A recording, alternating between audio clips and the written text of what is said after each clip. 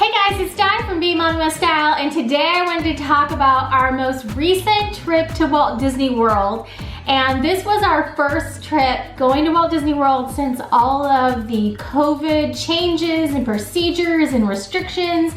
And we went into it knowing that things would be a little bit different, but we were so curious about what it would be like at Walt Disney World right now.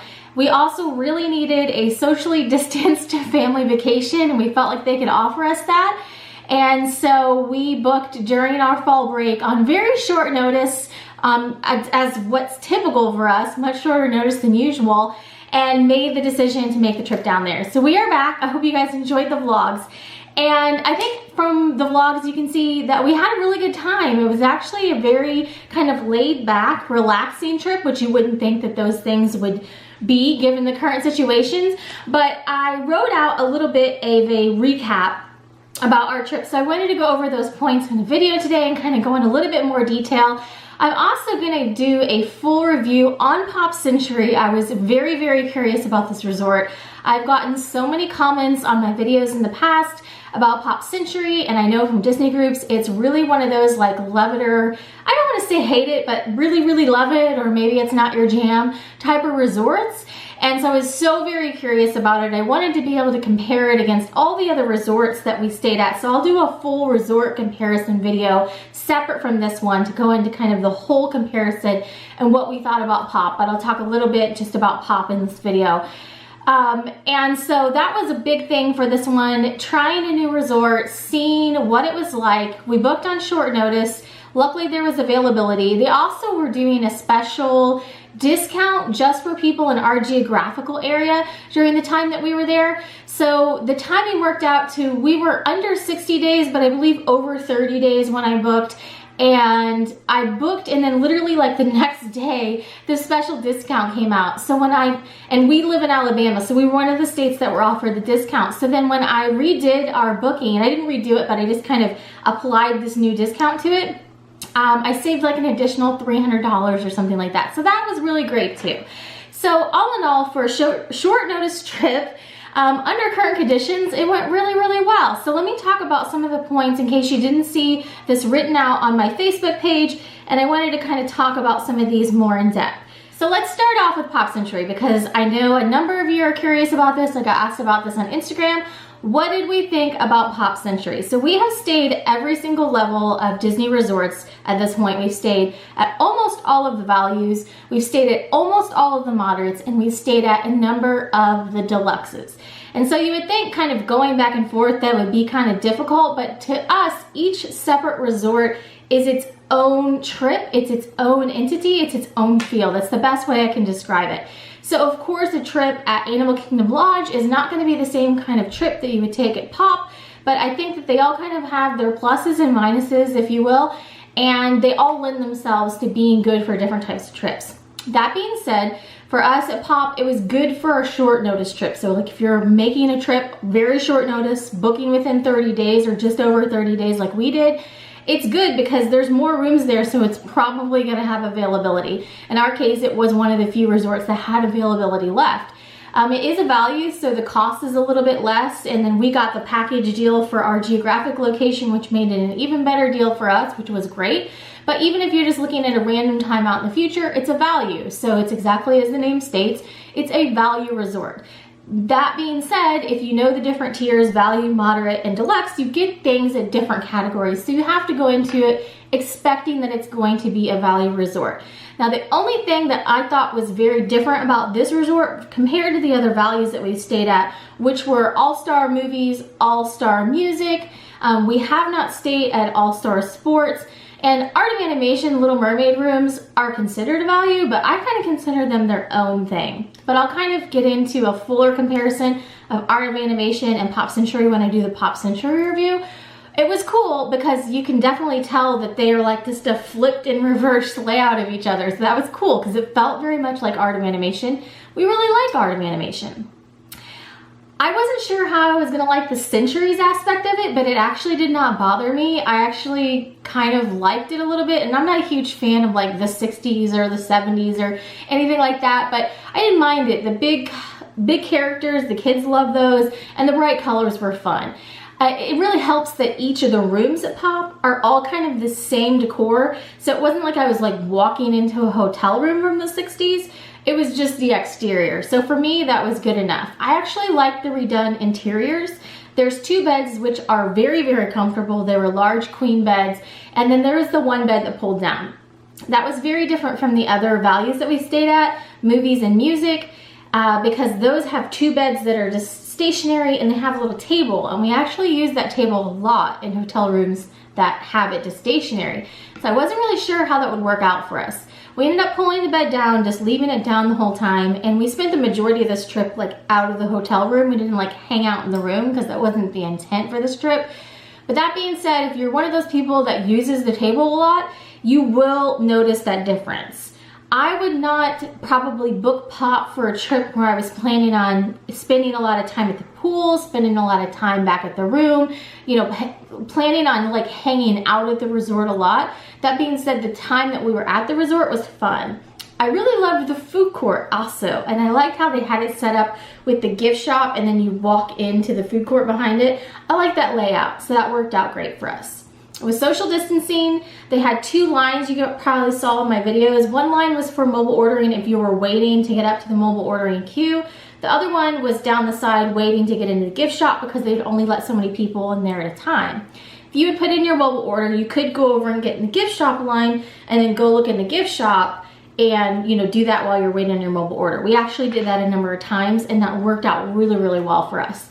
Mobile ordering, we got very, very comfortable with it while we were there. We found it to be quick and easy. The best advice I could give there is if you're at your resort, mobile order when you're in your room, submit it, say yes, I'm there, and usually by the time you would walk up to the area, it would be done by the time you get there or shortly after.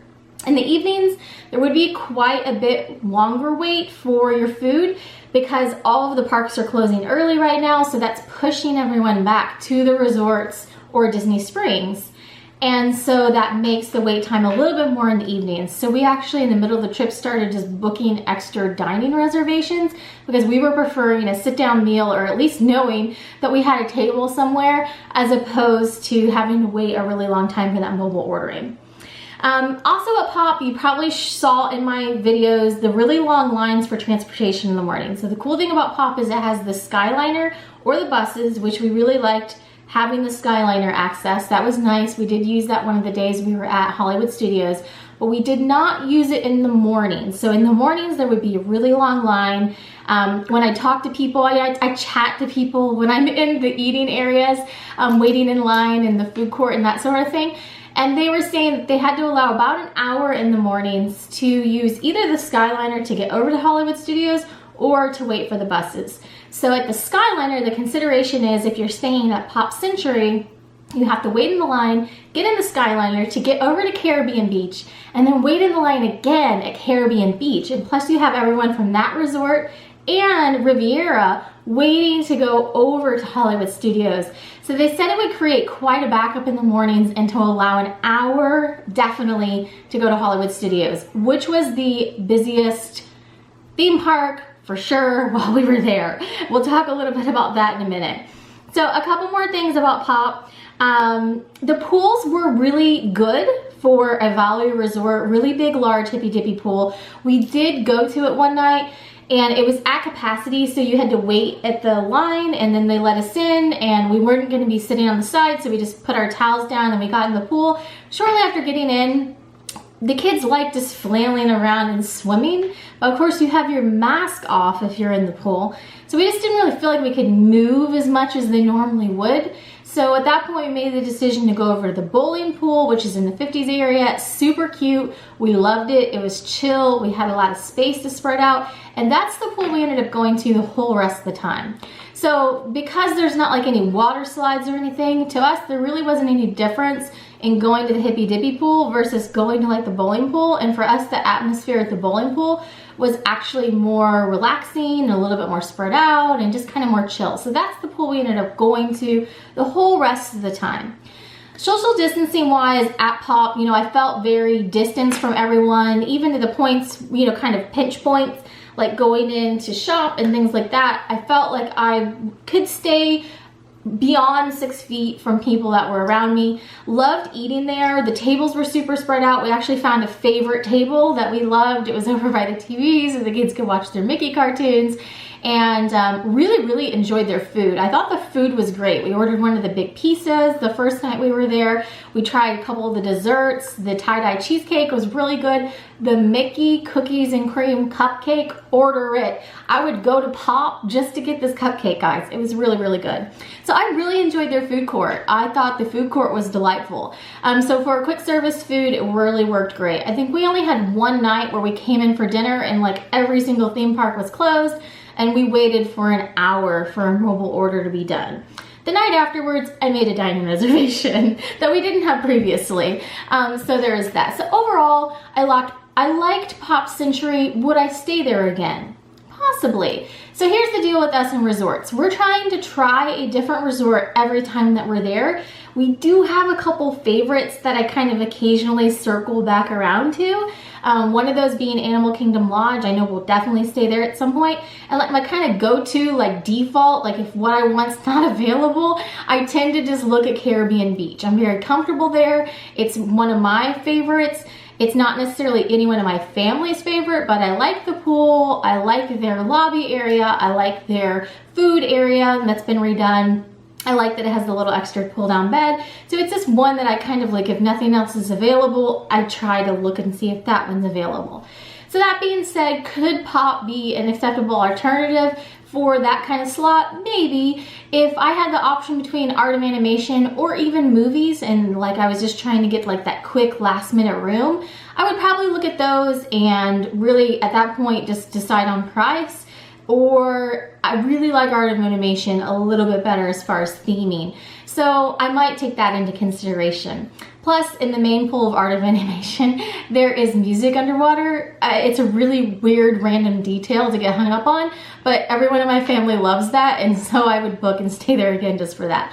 All that being said, I liked Pop Century. I see why people like it.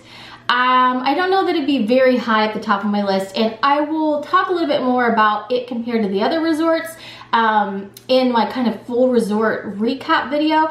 But that being said, the beds were really comfortable, so I liked that. The rooms were smaller, that's for certain, but it worked for a quick trip. So moving into the theme parks and social distancing there's social distancing markers in all of the lines to keep you separated at least 6 feet from the parties in front of you and behind you. I loved this aspect. They can keep this forever. I really hate when people cram together in line, and like nothing makes me cringe more than like pre-COVID when you'd hear the people say like fill in all available space and you knew someone was going to be squishing against you. I don't enjoy that. That's probably one of my least enjoyable parts about going to theme parks. And that's been completely eliminated now. So it's like a win-win-win for me. I love the social distancing in lines. At certain points, I try to point them out when we're going down. You can see plexiglass dividers in some place, like notably the Safari, Star Tours had it, Big Thunder Mountain Railroad, just some of the queues where you might be passing through and might pass within 6 feet of someone. They've put up those plexiglass dividers just so, you know, everyone's wearing a mask anyways, but so you're not getting within that 6 feet of each other. I appreciated that. Do I think that it's completely eliminating risk? No, but I appreciated that they were there. And points like the Safari, there's like a plastic barrier going down between. I felt more comfortable getting on because it was there. Whether or not that's a placebo, I don't know, but I appreciated that it was there. For me, the biggest difference is the mask. Because there's 100% mask compliance, it made us feel more comfortable. So regardless of what your personal stance on it, masks are 100% required on Disney property right now. The frontline cast members wear a mask plus a plastic shield over it, which I appreciated. And remember that point because I'm going to circle back around to in a minute to point out a difference. But because everyone is mandatory to wear a mask, it made me more comfortable to be there. And then the 6 feet of distancing was kind of like this extra bonus.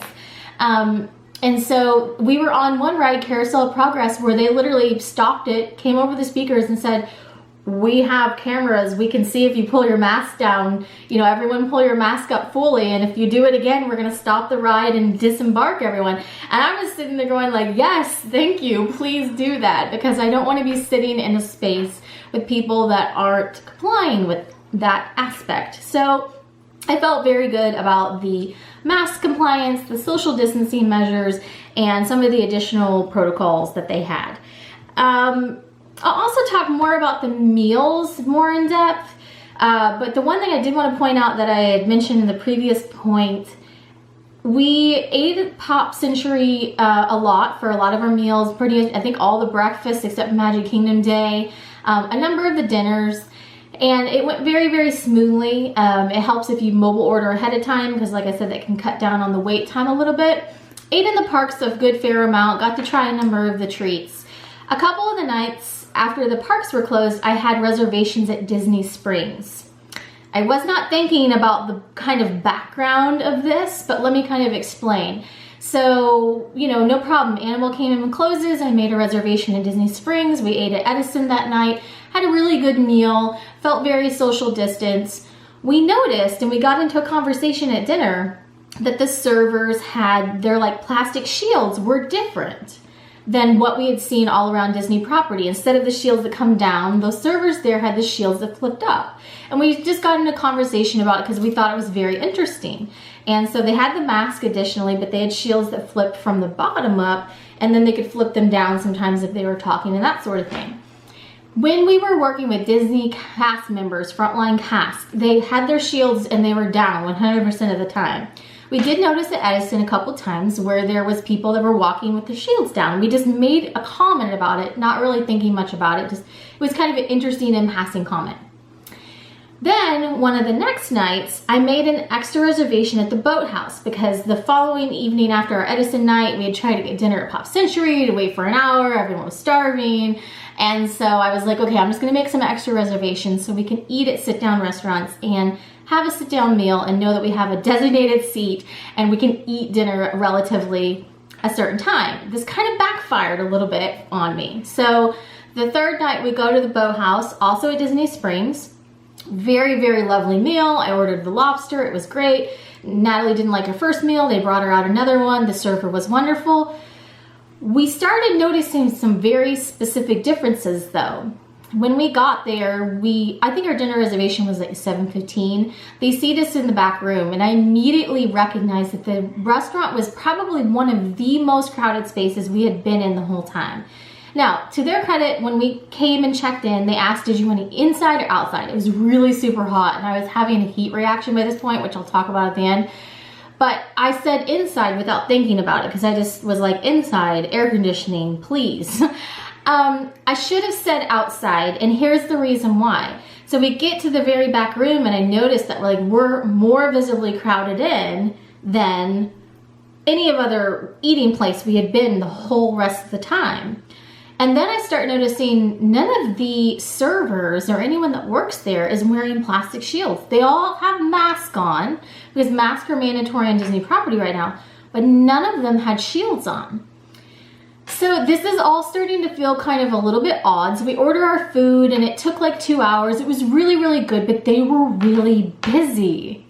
Hopefully you see where this is going, but if you don't, the long and the short of it is they're owned by an outside company, as is the Edison. They are vendors and they are outside companies. So there's 100% mask compliance across Disney property, but their individual protocols for what they have their staff do, and I think even their capacity of the restaurant is different. And I had not considered that before I made those reservations. Knowing that now, we talked about it as a family and we said, you know, as long as COVID's going on, we personally feel most comfortable with 100% Disney resorts, Disney parks, Disney restaurants.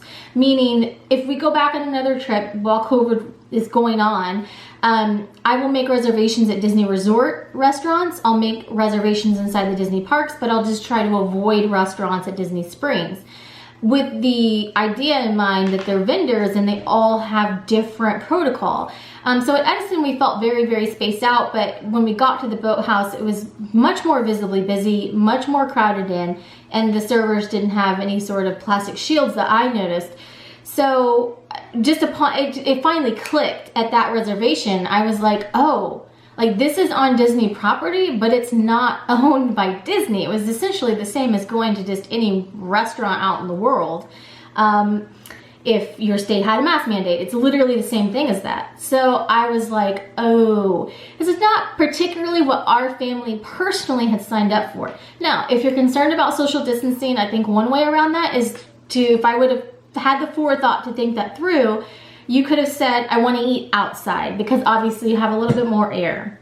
But for us personally, just knowing that we don't want to have to make that decision, and just, you know, for the future, we're planning on only eating in Disney parks, restaurants, or inside the parks, resorts or parks. So that's just a personal choice, and I wanted to relay that because as much as we've been to Disney, until we were sitting in that restaurant, it didn't occur to me that it would be different. I was just thinking going to Walt Disney World, you know, and so just so you know that the vendors can have some different protocols. That being said, 100% mask compliance across the whole Disney property. And for the most part, I saw people being very respectful of wearing the mask. I didn't see anyone complaining about it, which is really great.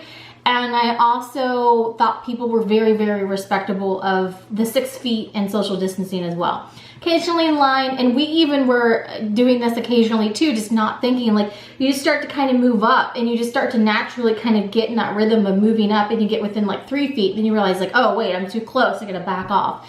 You know, if anyone was getting too close and kind of distracted, talking or whatever, you just say, oh, you know, you guys missed your line, do you guys mind moving back to it, or whatever. And people were very, very nice about that.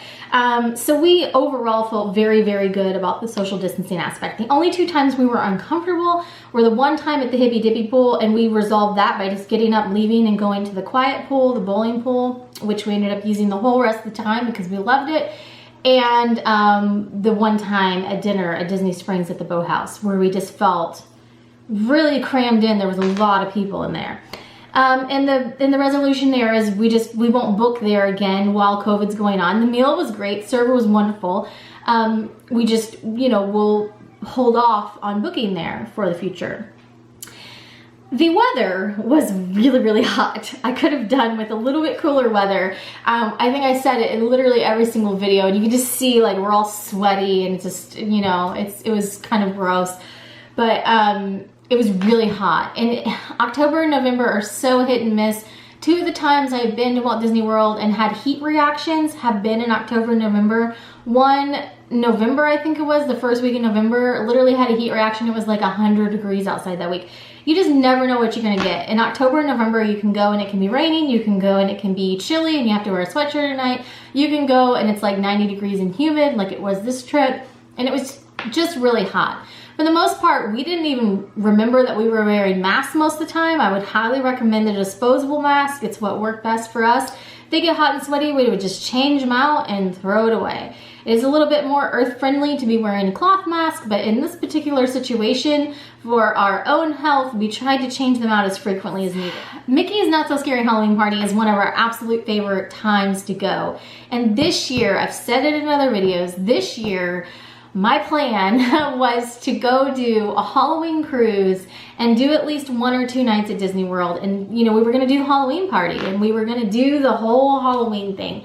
Halloween was on Saturday, and I really in my mind thought, okay, Halloween's on Saturday. If I can get it to line out to where this all comes together, this could be one of the last Halloweens before they really like kind of age out of this to a certain extent.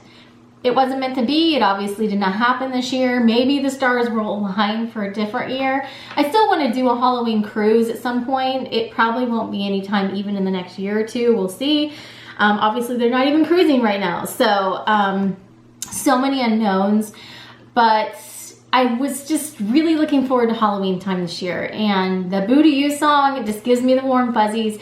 So to be able to be in Magic Kingdom and just walking around and all of a sudden you see a little cavalcade come along and it's like singing the Boo to You song, it just made me really, really happy. So we had a great time. We had some family outfits that we wore. If you guys follow me on Instagram, you probably saw our pictures on there. So all in all, it was a great time. We got to do a lot of things, and the two things that I didn't mention, character pop-ups were fantastic. Absolutely loved them. They could continue doing those for the rest of the time. I absolutely love them. We love going to character meals because it's a way to sit in the air conditioning, see a number of characters at one time, and not have to stand in line to wait for like a single character or two characters. I also loved the character pop-up experiences. The kids were so excited whenever they would see, you know, the boat go down the way that had Mickey in it. You know, Natalie is like flipping out, waving hi at Mickey. And also I loved in Magic Kingdom where they had the Boo to You song playing with the little mini character cavalcades that popped up, however you say that.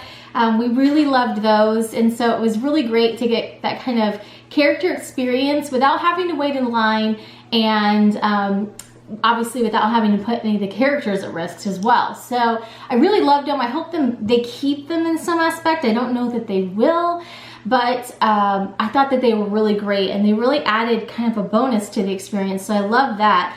And then the two things that I didn't talk about as far as rides that we were able to ride that you may have questions about. At Hollywood Studios, it was the busiest day. I think you can visibly tell in videos.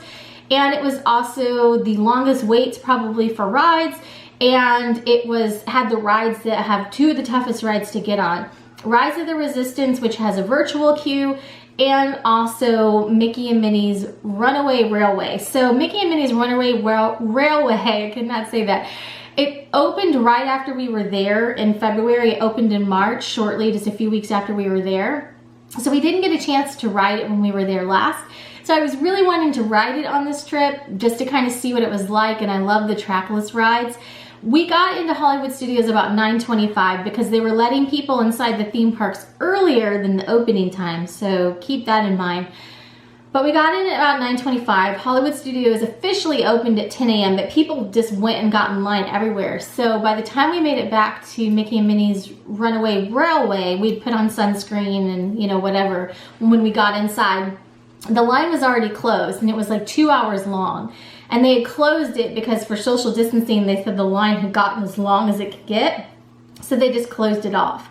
So I told Dan, I was like, you know, if we get to ride it, we ride it. If we don't, we don't. You know, there's no way we can stay in line for 2 hours. I will just, you know, spontaneously combust if I stand in the sun for 2 hours. So we went and did other things. And then at the end of the day, we came back to it, and the wait time was 45 minutes posted. I think it was a little bit less than that. So we ended up being able to ride it. It was really, really cute. We really loved it. I love the trackless rides, but it was just a really fun ride. And the kids love those Mickey cartoons, so I'm glad we got to ride it because they were like squealing the whole time. So that was awesome. Now, for the virtual queue, this is the first time we've had to do the virtual queue using the My Disney Experience app. So for the virtual queue right now, they're doing it at 10 a.m. and 2 p.m. for Rise of the Resistance. And any other time, we had a scheduled time on our schedule that we were going to go ride it. So I don't remember how many times we've ridden it, one or two, but any time that we have ridden it in the past, we have had a scheduled time to go do it. This is the first time we've had to kind of be on our own, quote unquote. So we did the virtual queue. We were both on our own phones trying to get on there. We both have the My Disney Experience app.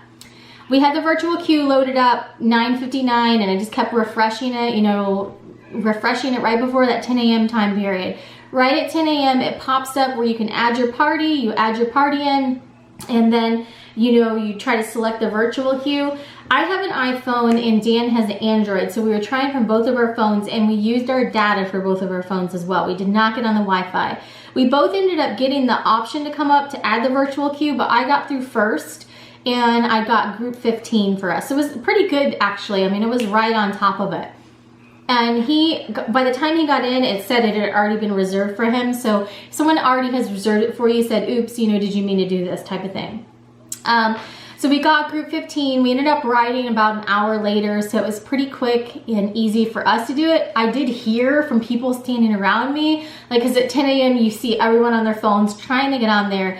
and it went quick. I mean, all of the spots were gone within a few minutes. So if riding Rise of the Resistance is a high priority, I would have a plan. Make sure you get in the park earlier. You have to be inside the gates. Stay on your cell phone data and have multiple people in your party trying to add it, so that way whoever gets through first can get it added on. I have an iPhone. I got through first. I don't know if that was some sort of coincidence. It very well could have been. We were standing in 2 different spots also. We were over by the Backlot Express when we were trying to do that because we'd actually just taken everyone to the restroom. So I was literally like just coming out of the restroom and like starting to hit refresh, so I was close over by the restroom. He was more down over towards Star Tours. Have no idea if that makes any difference, but just letting you know where we were. And you know, we were both able to get through, but my phone got through first. I actually have a couple friends that live here locally around us that happen to be down at Disney World at the same time, and she had texted me while they were at Hollywood Studios that day and said, I didn't get in at the 10 a.m. time. What did you guys do? Because she had seen us post our pictures from the days that we were there, and they were a day after us or so. They were at Hollywood Studios. She said, what did you do to get through? So I told her everything that we did. She used those instructions and she got through on the 2 p.m. time.